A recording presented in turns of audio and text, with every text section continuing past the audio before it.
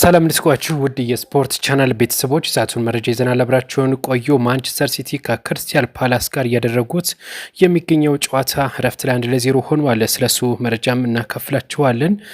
በቀጣይነት የምንመለከተው ኒኮላስ ጃክሰን አስቶን ቪላን ተቀላቅሏል።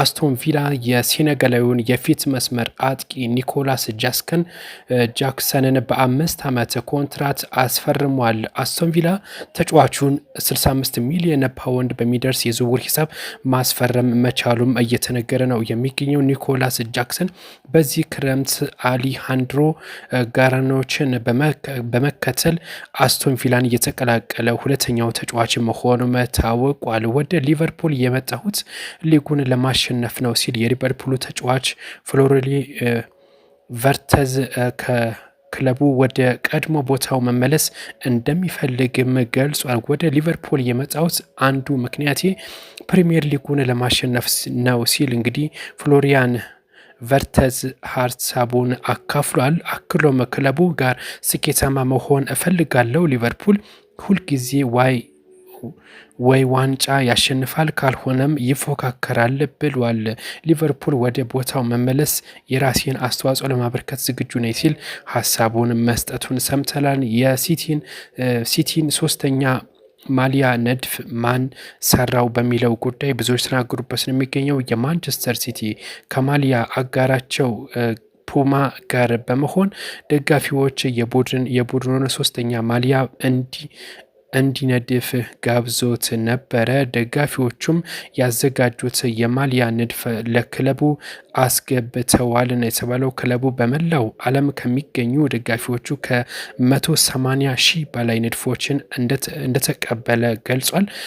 በህዝብ ድምፅ አሰራር መመረጡ ሲገለጽ በመጨረሻም የኤሊዮት የተባለው የረጅም ጊዜ ደጋፊ የሰራው ንድፍ አሸናፊ ሆኗል የተባለው። ማሊያው በዘንድሮ የውድድር ዘመን የቡድኑ ሶስተኛ ማሊያ ሆኖ ያገለግላል ተብሎ እየተጠበቀ ነው የሚገኘው ማለት ነው። እንግዲህ 180 ሺህ በላይ ንድፎች ነው የቀረቡት ማለት ነው ለማንቸስተር ሲቲ ማለት ነው። እንግዲህ ማንቸስተር ሲቲ ከማሊያ አጋሮቹ ፑማ ጋር በመሆን ደጋፊዎቹ የቡድኑን ሶስተኛ ማሊያ እንዲመርጡ ማድረጉ ብዙዎችን ያነጋገረ ጉዳይ ሆኗል። ሌላኛው መረጃችን የሚሆነው ዋትኪንስ ሲሄድ አልቅሻለሁ ኡናይ ኤምሪ ነው ይህን የተናገረው።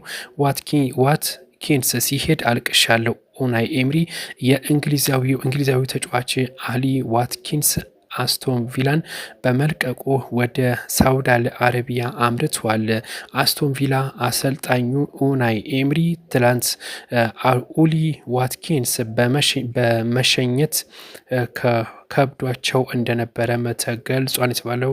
ዋትኪንስ አስደናቂ ተጫዋች ነው ያሉት ኡናይ ኤምሪ እሱ ሲሄድ አቅፌው አልቅሻለሁ ሲሉ ሀሳባቸውን ሰጥተዋል። ኢንዞ ፈርናንዴዝ ትላንትና ለምን አልተሰለፈም የብዙዎች ጥያቄ ነው። የቼልሲው አማካይ ኢንዞ ፈርናንዴዝ ከትላንቱ የሉተን ታውን ካርባአ ካፕ ጨዋታ ውጪ ነበረ። ኢንዞ ፈርናንዴዝ ትላንት ያልተሰለፈው መጫወት ባለመፈለጉ መሆኑን አሰልጣኝ ዣቢ አሎንሶ ተናግረዋል። አሰልጣኙ በሰጡት አስተያየት ኢንዞ ፈርናንዴዝ የመጫወት ፍላጎቱ እንዳልነበረው ጠቁመዋል። ነጥባነው ለእኔ ተጫዋች ያለው የመጫወት ፍላጎት ስሜት በጣም አስፈላጊ ነው ሲሉ ጨምረው ተናግሯል የተባለው። አርጀንቲናው አማካይ ኢንዞ ፈርናንዴዝ ስሙ ከማንቸስተር ሲቲ ጋር እየተያዘ ይገኛል ነው የተባለው። ሌላኛው መረጃችን የሚሆነው ሊጉን የማናሸንፍበት ምክንያት የለም። ብሬንትፎርድ ማሊክ ዲዮፈን ከዌስትሃም ዩናይትድ በ5 ዓመት ኮንትራት ማስፈረማቸውን አሳውቋል። ብሬንትፎርድ ለተጫዋቹ ዝውውር 40 ሚሊዮን ፓውንድ ማውጣቱ ተገልጿል። ተጫዋቹ ከፊርማው በኋላ ብሬንትፎርድ ቤት ማሳካት የሚፈልገው ትልቅ ዓላማ እንዳለው ተናግሯል። ፕሪሚየር ሊጉ ለምን አናሸንፍም ሲል ሀሳቡን መስጠቱም ተሰምቷል። የትም ሂድ ክለቡን መልቀቅ አለበት።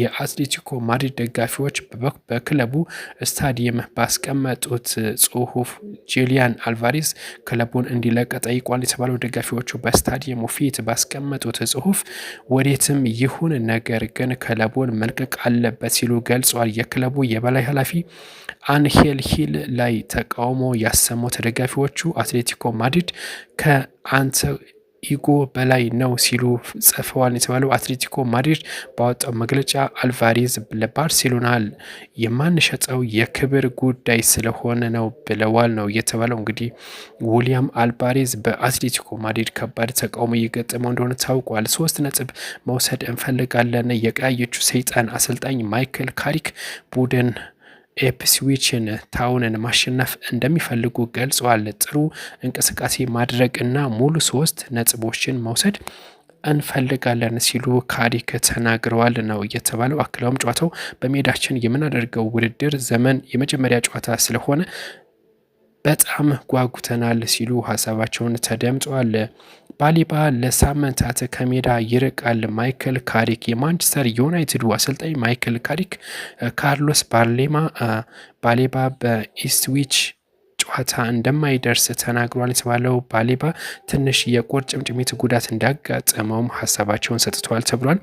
ቸልሲ አዲስ ማሊያ ላይ አጋር አግኝቷል የተባለው የምዕራብ ለንደኑ ክለብ ቸልሲ አዲሱ ዋና ማሊያው ላይ አጋር ማግኘቱ በይፋ አስታውቋል። ቸልሲ ከአሜሪካው ተቋም ሰርክል ኢንተርኔት ግሩፕ ጋር በስፖንሰርሺፕ ስምምነት ተፈራርሟል የተባለው ተቋሙ አርማ ዩኤስዲሲ በቀጥታ በቸልሲ ማሊያ የሚቀመጥ ይሆናል ነው የተባለው። ስፖንሰር ስምምነትም ተፈራርሟል ተብሏል። እነዚህና በርካታ ጉዳዮች የያዝነው የሰዓቱ መረጃ ተጠናቋል። መልካም ቆይታ። Uy.